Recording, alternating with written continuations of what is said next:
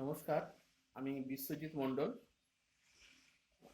আমি আপনাদেরকে দেখাবো আজকে পাঁচামি ব্ল্যাক স্টোনের পিওর 5/8-এর ব্যাপারটা।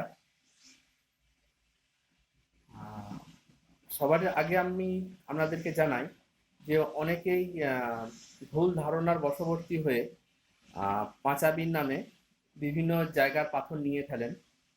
যেমন দার্জিলিংয়ের চায়ের নামে বিভিন্ন জায়গার চা চলে, ঠিক এখানেও এরকমই হয়। তো ব্যাপারটা হচ্ছে, আহ, আপনারা আমার কাছে থেকে পাথর কেন নেবেন? তার কারণ হচ্ছে গিয়ে, আমার পাথর হচ্ছে গিয়ে একদম পাঁচামি পাথর, ব্ল্যাক। আমার কাছে আপনাদের ঠকার ভয় নেই। বেশিরভাগ ক্ষেত্রে আপনারা দালালের কাছে থেকে নেন বা কোনো মিডিলম্যানের কাছে থেকে নেন।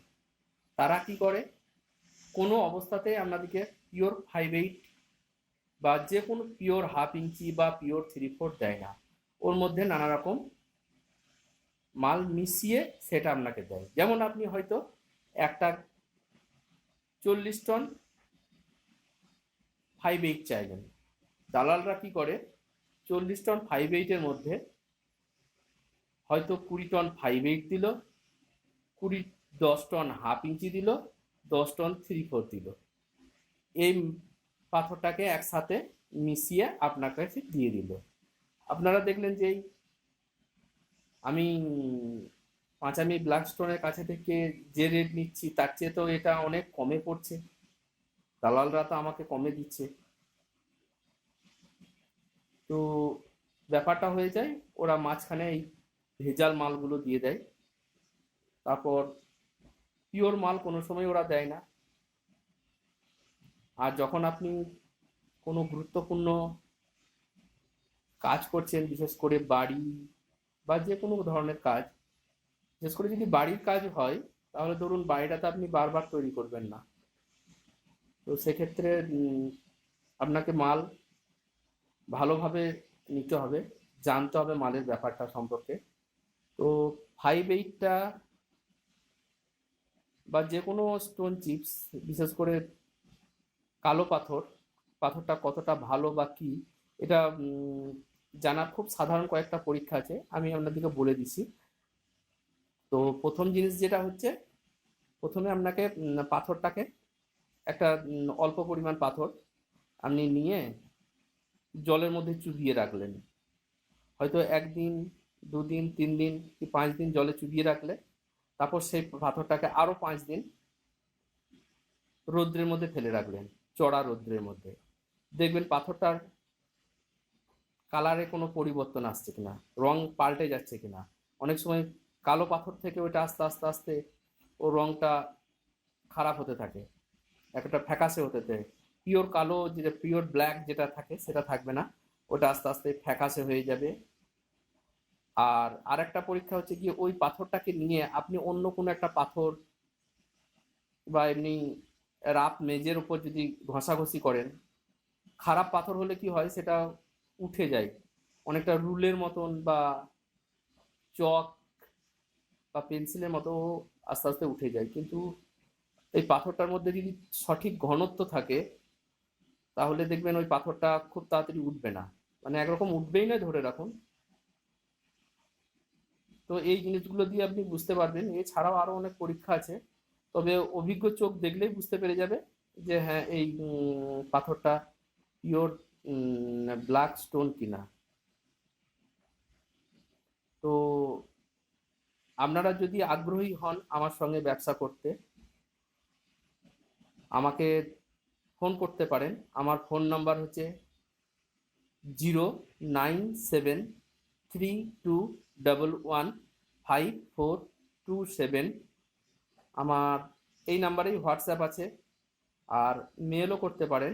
আমার মেল নাম্বার হচ্ছে bmondol1508@gmail.com।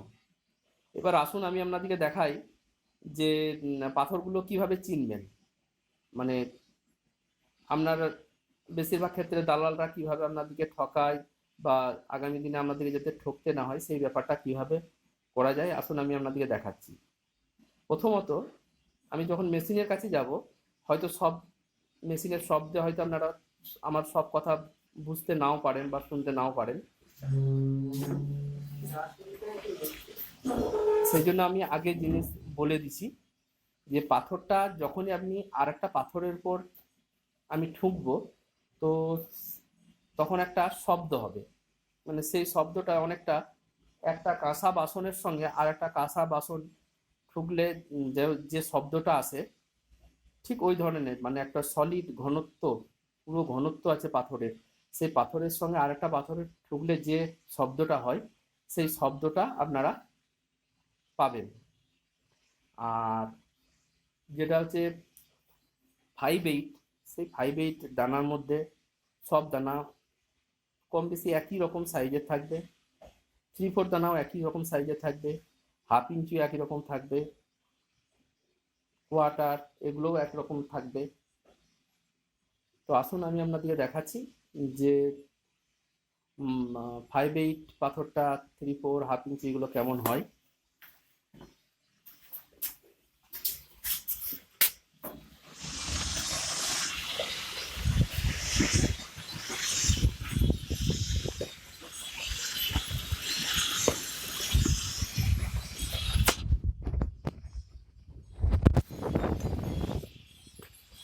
এটা হচ্ছে পিওর ব্ল্যাক স্টোন, এগুলো হচ্ছে পুরো কালো পাথর।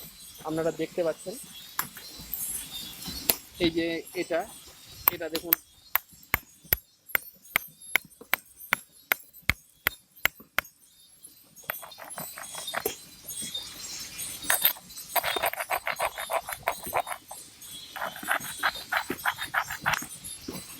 এবার নিশ্চয়ই বুঝতে পারলেন। আরো কয়েকটা জিনিস দেখাই,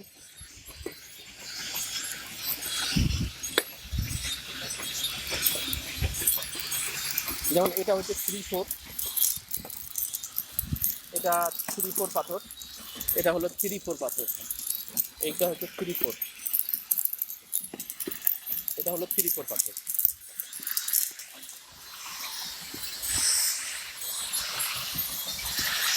এটা হলো 5/8, এটা হচ্ছে 5/8,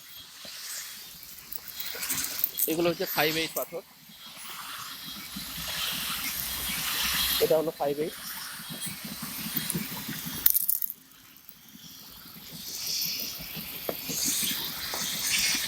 আর এটা হচ্ছে 1/2 ইঞ্চি, এটা হচ্ছে 1/2 ইঞ্চি।